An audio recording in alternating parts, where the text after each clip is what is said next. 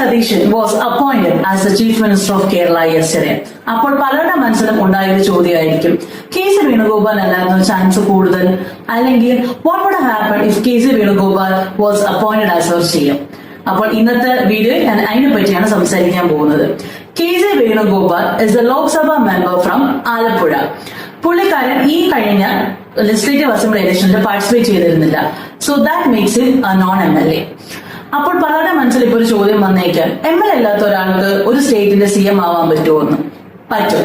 നമ്മുടെ കോൺസ്റ്റിറ്റ്യൂഷനിൽ ഒരു ആർട്ടിക്കിൾ ഉണ്ട്, article 164(4). And according to that article, non MLA അല്ലാത്ത ഒരാൾക്ക് ഒരു സ്റ്റേറ്റിന്റെ CM ആവാം. പക്ഷേ ആ വ്യക്തി CM ആയി അപ്പോയിന്റ് ചെയ്ത് കഴിഞ്ഞാൽ വിത്തിൻ 6 months ഒരു ഇലക്ഷൻ നടത്തി ആ ഇലക്ഷനിൽ പാർട്ടിസിപ്പേറ്റ് ചെയ്ത് ആ ഇലക്ഷൻ വിൻ ചെയ്ത് MLA ആവണം. അങ്ങനെ അഥവാ ആ ആൾക്ക് ചെയ്യാൻ പറ്റിയില്ലെങ്കിൽ he has to resign his post as the CM. ഇവിടെ കെ സി വേണുഗോപാൽ ആണ് CM ആയി അപ്പോയിന്റ് ആയതെങ്കിൽ ഇങ്ങനൊരു ഇലക്ഷൻ, ഒരു ബൈ ഇലക്ഷൻ കേരളത്തിൽ നടക്കുന്നതാണ്.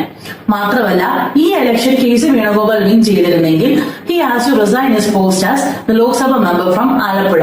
അങ്ങനെ വരുമ്പോൾ ആലപ്പുഴയെ ഒരു ലോക്സഭ ഇലക്ഷനും നടത്തേണ്ടി വന്നേനെ. Whose team are you in? Team V.D. Sadishan or Team K.C. Venugopal? Comment below. Also, if you like this video, don't forget to follow the channel for more contents. Bye.